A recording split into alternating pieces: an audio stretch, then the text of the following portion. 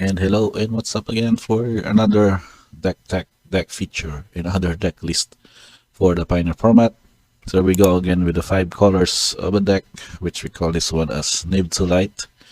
One of the recent tournament results posted at the MTG Top 8, and what got me interested because of course having not only as a 5 color deck, unlike before that we had the fires of the other fires deck, but we have this one with a card that is bit to out. The namesake is Bring to Light. So this deck has this card that has this ability to converge sorcery ability for a creature instant sorcery with mana value less than or equal to the number of colors of mana spent to cast a spell. Exile that card and then shuffle. Then you may cast that card without paying its mana cost. So that means that not only searching for any of the utility cards in the deck, but basically specific to creature, instant, and sorcery, equal to the cost, the number of colors spent on this. So color matchup would not really matter here because we have basically only 28 lands that we can work with the various triumphs, some of the Capena lands, and also mana fix with shock lands and the like to go with it. So what are our options in this? We go with the card distribution. We have 7 sorceries, including Bring to Light, 1 artifact, 3 enchantments, 1 lone planeswalker again with the Hiri the Harbinger. We have 7 instants and 13 creatures. So not only that we're going to go with searching out our win condition here, but also we go with how we would set up the creatures and how going to that route with the help of our instants and sorceries, and also with the Celestos to go with that. And our main creature here is Nibniset Reborn. This is from more of the Swart set, 5-color, basically casting cost in 6/6. When it enters the battlefield, reveal top 10 cards with library, and then for each color pair, choose a card that's exactly those colors among them, put those in cards in your hand, and the rest in the bottom in random order. So by that means, so the color pair examples are red-green, black-white, any of these 10 color pairs in the game, and choose a card that's exactly those colors among them, and those cards is placed in your hand. So you can see here we have cards such as Nyctos, it's red-green, Abrupt Decay for black-green, so Growth Spiral for green-blue, also Rakdos Colors, God's Command, Vanishing Burst for black-white, any of such colors. So those 2 color pairs are chosen by Nibiset's ATB trigger, and that is basically what gets you to draw your card draws namesake, and later on use those cards to develop your board, or you prevent your opponent from getting up at an advantage in that setup.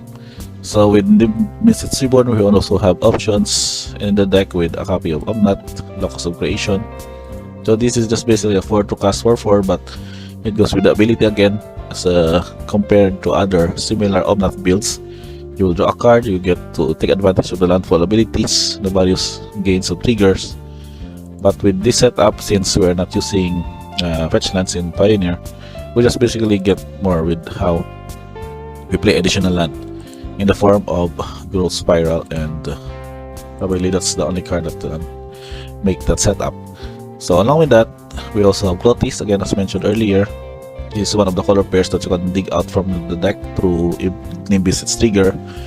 It is a 4/5 destructible god, but as long as your devotion to red and green is less than 7, it is not a creature. So basically it becomes a utility card in the board, wherein your pre-combat mid phase, you get to exile a target card from a graveyard.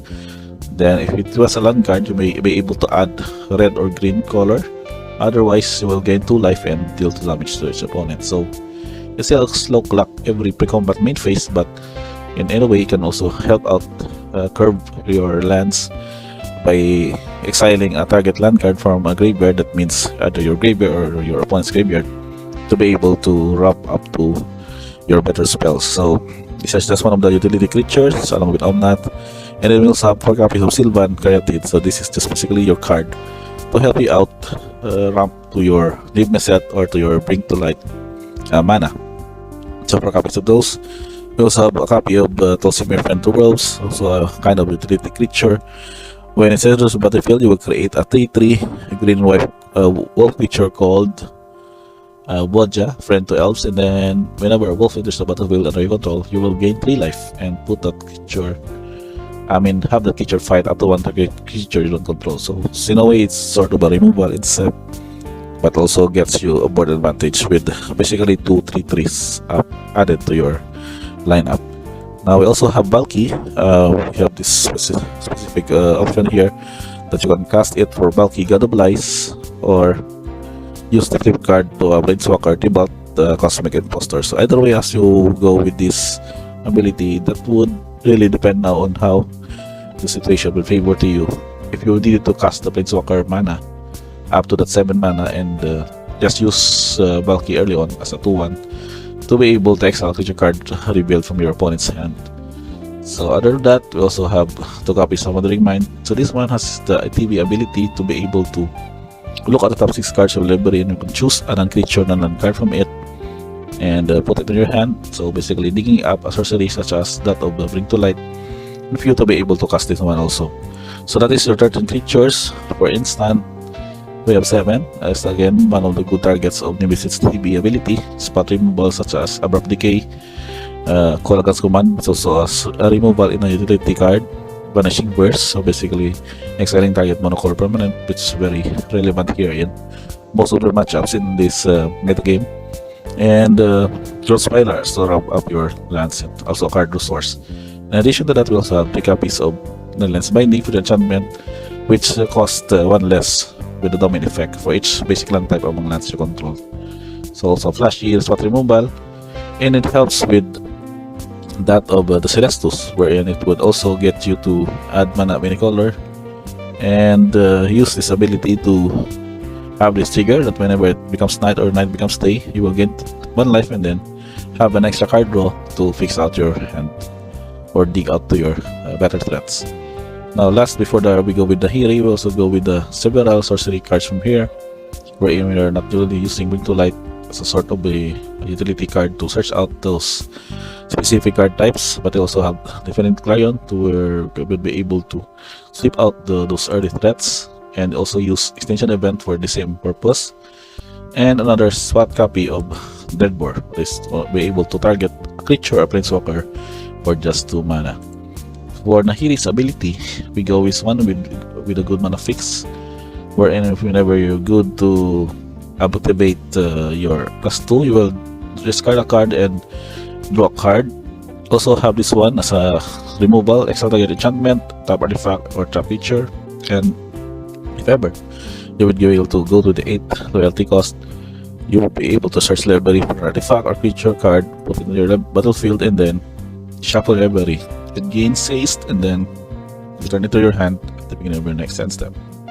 So good targets here is basically Nimicet. Nimicet will go to the battlefield, gets the triggers, and then attack for 6. So it's fine. It's most likely be able to connect those damage, and then return it to your hand next turn, and to be able to cast again for another ETB effect and basically gain advantage from it. So for the mana source, since we have 28 lands at our disposal, the variance on how you would be able to play this one out would really depend on how you would draw your starting hand, but make sure that starting with the Sylvan Caryatid on turn 2 and or go with the Growth Spiral would really go out to you to be able to play out most of the triumphs in your tricolor lands that can basically help out also Lens Binding's domain ability, and so you would be able to have an early spot removal to help protect while you still develop your lens as you go out to Bring to Light mana or Nimicet mana. And some of these setup would just really be enough, but I think most of your starting turns would really go with those top lands, top land, a top tower example, and the next would be a top Standards Launch, and so on and so forth, up until that you're going to be able to develop your third board or third mana that is on top, so that you will be able to cast one of these utility cards in your deck. That would also depend on how your opponent would expand and develop their own board. And the average mana cost, we go with the 3.5. That's basically between 3 mana cost and 4 mana for your setup. The color distribution is like basically very uniform in this one. We have 13 white, 12 black, 12 for blue again, but it's mostly green. This is 18, but our mana fix here is basically going well with the evenly distribution of your 5 colors in the setup. And the basic only entry you have here is the Yoja, and the extras would be, I'm not sure what's the extra, is the Tibalt Impostor. This one is its emblem ability. So anyway, that's, I think that's basically it for the name set Bring to Light deck. If you ever be able to saw this one or check on this setup for any of your matchups in the Pioneer metagame or your Pioneer tournaments in Arena or in MTG Online, just let me know on how you will be able to play around or go on with the piloting this deck, and we can have a healthy discussion of that in the comments below, in the comments box.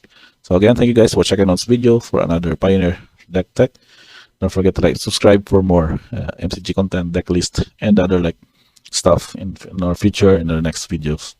Thank you guys for watching, and see you on the next one.